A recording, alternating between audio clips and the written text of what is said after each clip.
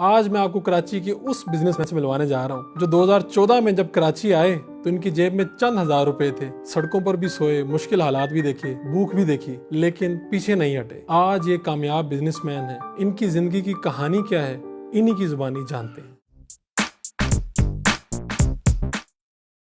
अस्सलाम वालेकुम नाजरीन, आप देख रहे हैं उर्दू पॉइंट और मैं हूं फारूक वड़ाइच। आज मैं आपकी मुलाकात कराची के उस मारूफ बिजनेसमैन से करवाने जा रहा हूं जो गुजरावाला के छोटे से गांव से कराची जब आए तो इनकी जेब में चंद हजार रुपए थे। कराची की सड़कों पर भी सोए, मुश्किल हालात भी देखे, भूख भी देखी, लेकिन आज इनका शुमार कराची के बड़े रियल एस्टेट और बिल्डर्स में होता है। बिलाल तालिब की कहानी इन्हीं की ज़ुबानी जानते हैं। जब मैंने कॉन्शियसली चीज़ों को नोट करना शुरू किया तो मैंने एक चीज़ तो तय कर ली थी उस वक्त भी, हालांकि मैं एक छोटे से गांव में बैठा था, लेकिन वहाँ पे भी मैंने ये तय कर लिया था कि लाइफ आए और गए वाली नहीं चाहिए। अपने को एक जानदार इसकी वो जो है ना डेफिनेशन चाहिए। मैं चाहता था कि ये जो लाइफ है ना, इसके साथ कोई एक्स्ट्राऑर्डिनरी परफॉर्म करना चाहता हूँ मैं। बिल्कुल ऐसा नहीं है कि आए और गए तो कोई दुनिया पे कोई इम्पैक्ट ही ना छोड़े, कोई अपने हिस्से का कोई काम ही ना कर पाओ। तो ये तो मेरा पहले तय था। जब मेरा ये इंजीनियरिंग चल रही थी तो उस दौरान भी मैं ये चीज़ों को नोट करता था कि नहीं, ये चीज़ें जो है एक बीइंग अ केमिस्ट और केमिकल इंजीनियर मैं चीज़ों को उस तरह से नहीं कर पाऊंगा जो मैं चाहता हूँ, जो मैं लाइफ की डेफिनेशन चाहता हूँ या जो मैं चाहता हूँ कि चीज़ें जो है ना वैसे एग्जीक्यूट हों लाइफ के साथ, तो वो नहीं आता था। जब मैं उसको अपने आप को एक केमिकल इंजीनियर की हैसियत से कामयाब भी देखता था तो मैं वो चीज़ें नहीं इमेजिन कर पाता था जो मैं चाहता था, जो मेरा इनर चाहता था, जो मेरा जो अनकॉन्शियसली जो मेरी एक डायरेक्शन बन चुकी हुई थी। फिर क्या हालात बने, इस काम का आगाज कब किया और फिर ये दिसंबर 2014 से ये कहानी कहाँ से स्टार्ट होती है? फिर ये जी वहाँ से फिर मैं इनके साथ वहाँ से फिर मुझे एक अपने गांव में मैंने कोई प्रॉपर्टी परचेज की, ज़मीन थी कोई वो ली, वहाँ पे एक डिस्प्यूट हमारा बन गया। तो वो डिस्प्यूट ने मेरा जो पिछले वाला दफ्तर था ये भी बंद करा दिया और वो उसको चलते चलते वो इतना लंबा हो गया था कि अब वो समझने शायद वो कोई चीज़ों को बड़ी दूसरी तरफ ले जाता। अगर मैं वहाँ से क्विट ना करता, मैं वहाँ से निकलता ना, अपनी जगह ना छोड़ता, तो शायद वो कोई बहुत बड़ा सान्या जन्म देता। तो इसलिए मैं फिर वहाँ से निकल के मैंने ये कराची में जो है ना वो इसका शुरू किया, क्योंकि यहाँ पे एक जो बिजनेस अपॉर्चुनिटी थी बैरियर टाउन की, यहाँ पे नया लॉन्च हुआ था प्रोजेक्ट और यहाँ पे चीज़ें जो हो रही थी, बिजनेस जो एक्टिविटीज़ हो रही थी उनकी मुझे खबर तो मिलती थी, ज़ाहिर है मैं पहले भी वहाँ पे भी अटैच था।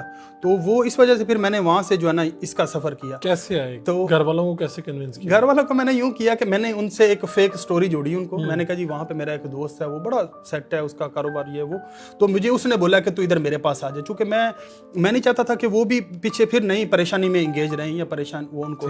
तो मैंने उनकी एक कहानी जोड़ी। मैंने कहा इस तरह मेरा उधर एक दोस्त है, वो बड़ा सेट है, उसने मुझे बोला आप आ जाओ मेरे पास ऐसा। तो मैं लिहाजा उसके पास जा रहा हूँ, वो मेरा होस्ट है और मैं उसके पास जा रहा हूँ। यूँ करके मैं निकला, हालांकि आगे कोई चीज़ नहीं थी, ना तो कोई रिसीव करने वाली ना कोई वेलकम करने वाली। तो जैसे ही फिर यहाँ कराची पहुँचे तो यहाँ से फिर मैंने एक होटल लिया, वहाँ पे ये कैंट स्टेशन के बाहर ही एक वो है। तो वहाँ से फिर मेरा जो DHA में जहाँ पे ऑफिस थे वहाँ का वो मैंने समझ लें दरियाफ्त किया उसको। तो उधर गया, उधर जाके फिर वो वहाँ पे अपनी जो मार्केट थी, वहाँ पे उस वक्त की जो मार्केट थी उसके अंदर फिर मैंने जाना, चक्कर लगाना, बाकी दोस्त साहब को कोई कॉल करना, कोई किसी तरह से कोई एक आध कॉन्टैक्ट मिले जो मुझे, क्योंकि हमारे जो ये प्रॉपर्टी का और रियल एस्टेट का जो काम है इसमें सबसे जो मेजर चीज़ होती है वो रेफरेंस होता है, क्योंकि ये लाखों करोड़ों का लेन देन होता है और उसमें बगैर रेफरेंस से आप किसी पे भी ट्रस्ट नहीं कर पाते चीज़ों पे। तो इस वजह से फिर मुझे वो एक रेफरेंस चाहिए था, वो जो मुझे नहीं मिल रहा था। तो उसके लिए भी मेरी एक लंबी समझ लें, मुझे उसके लिए सफ़र करना पड़ा। मेरा डेली ये कैंट से जाना तौहीद कमर्शियल तकरीबन 8 किलोमीटर का ये जाना और आना, मेरा पैदल आना और जाना, और वो मेरा सारा वहाँ पे सारा दिन बैठना, चीज़ों को देखना कि कोई एक बंदा मिल जाए जो चीज़ों को जो है ना वो कर सके। तो उस दौरान फिर मैं जब समझ लें सारी जो एनर्जीज थी वो मेरी टोटल फोकस थी, क्योंकि मैं इससे पहले बड़े सारे फेलुअर्स देख चुका था लाइफ में। एक वक्त तो ऐसा आया कि आपको कराची की सड़कों पर लिटरली सोना पड़ा। हाँ बिल्कुल ऐसे ही। वो क्या हुआ था? पैसे ख़त्म हो गए थे और फिर आप रियल एस्टेट की इतना बड़ा नाम बन असल में मैं ना बड़ा साहब जब चल रहा था ना, जब ये मेरा अभी सफ़र चल रहा था, डेली मेरा जाना और वापस आना, और वो उसके लिए मैं दगो कर रहा था। तो उस दौरान ज़ाहिर है फंड्स का तो ज़ाहिर है मैं एक लिमिटेड सी छोटी सी अमाउंट थी, 22-23 हज़ार रुपया था टोटल, वो ज़ाहिर है उसको भी दिया। जो होटल वाला था वो भी डेली बेसिस पे उसके चार्जेस थे, और बाकी भी अपना खाना पीना आना जाना। इसी दौरान मुझे एक मेहमान भी मिल गया जो मेरे पास बचे जब मेहमानों को विदा करने के बाद, तो वो मैंने अपना जो होटल वाला था उसको दे दिया कि यार मेरा कम से कम छत का जो है ना मेरा वो रहेगा बंदोबस्त कि मैं छत में लेटूंगा तो कमरे में आके पेट के साथ देख लेंगे, जो कोई भी बंदोबस्त कर लेंगे। तो वो खैर वो पेट को तो चलाता गया, लेकिन ये छत वाला एक टाइम आया कि अभी वहाँ पे आगे आगे कोई बना नहीं, तरतीब बनी नहीं, और यहाँ पे जो है ना वो किराए के जो पैसे दिए हुए थे वो पूरे हो गए। तो इसने जो है ना वो मुझे, ये जो होटल वाला था, इसने कहा जी अब आज आपके वो पैसे पूरे हो गए हैं। मैंने कहा यार आप मेरा बैग इधर रखो, मैं वही नहा धो के अपना जिस तरह डेली एक नई एनर्जी और अपने पूरे यकीन के साथ निकलता, मैं वैसे ही निकला। मैंने कहा बैग आप रखो, मैं कहीं जा रहा हूँ, मैं रात को आके आपसे पिक कर लूँगा। वो भी दिन मैं गया, जाके सारा मैं उधर घूमा फिरा, लेकिन कोई ना हुआ। यहीं दो तलवार के बराबर में ना एक वो छोटी सी मस्जिद बनी हुई है, वहाँ पे मोस्टली जो ट्रैफिक पुलिस वाले हैं ना वो वहाँ पे नमाज वगैरह पढ़ते, तो मैंने भी वहाँ पे पढ़ी और बड़ा एक खुशू खुजू के साथ अल्लाह ताला की ज़ात से मांगा। असर भी पढ़ी मैंने, मगरिब भी। तो मैंने मांगा, मैंने कहा या अल्लाह अब बस हो गई है। अभी जो है ना वो अपनी समझ लें जितने यकीन वाले थे ना, वो यकीनियाँ बेयकीनी में बदलनी शुरू हो गई। अब कोई रास्ता निकाल दे। 27 नवंबर 2014 की रात है। तो वो जो सेन था उसके अंदर समझ लें वो नशई और मांगने वाले जो वो सोते थे। तो ये रात मैंने वहाँ पे लेट के गुजारी थी, और मेरे हाथ में एक घड़ी थी और जेब में एक क्यू मोबाइल था वो छोटा सा। जैसे ही मैंने ये लेटा तो फिर एक वो कोई अल्लाह का बंदा गुजरते हुए उसने मुझे बोला कि तू ये तेरा मोबाइल और तेरी घड़ी उतार लेंगे ना ये जो लोग हैं नशई वगैरह। तो मैंने कहा मैं सोऊंगा तो उतारेंगे ना। लेकिन खैर जैसे ही फजर हुई फिर मैंने अल्लाह ताला की ज़ात से खुशी खुशू के साथ मांगा। मैंने कहा या अल्लाह कोई रास्ता निकाला, अब जो है ना वो बस हो गई है। फिर दोबारा अपने उसी तरफ निकल पड़ा, उसी यकीन के साथ, उसी एनर्जी के साथ कि काम बन जाएगा, कि इंशाल्लाह निकलेगा, रास्ता निकलेगा अपने को अब जो है ना वो नहीं होगा फर्दर। तो वो मैं गया तो मेरी अचानक ये नज़र पड़ी, तो वो मैंने देखा मार्स एसोसिएट का बोर्ड एक उतर रहा था, अभी लग रहा था। अब मैंने सिर्फ ऊपर वो जो ना वो पेनाफ्लेक्स खोल रहा था, भाई सिर्फ मार्स आया था।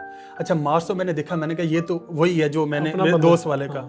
अब मैं देखूं कि अल्लाह करे अब ये वही हो, उसके लिए बोर्ड का पूरा खुलना जरूरी था, क्योंकि वो पेनाफ्लेक्स बहुत बड़ी थी, वो खोल रहे थे। अब मैं खड़ा हो गया हूँ कि अभी ये ना पूरी खुले, अब मैं देखूँ नीचे जो है ना CEO कौन है, तो फिर मैं ताकि आगे वो बात चले। तो वो जैसे ही खुला ना नीचे ऊपर लिखा हुआ था राना शहरियार। मैंने कहा शुक्र अल्हम्दुलिल्लाह। मैं गया जाके उनसे मिला, मैं कहा जी हाँ जी राना साहब और ये वो सारी उनसे बातचीत हुई। फिर उन्होंने पूछा कि आपने अपना ऑफिस, मैंने कहा नहीं अपना नहीं करना, मैंने तो किसी के साथ मिल के करना है। तो उन्होंने बोला ठीक है हमारे साथ, ये उनकी मेहरबानी है और उनका एक एहसान है।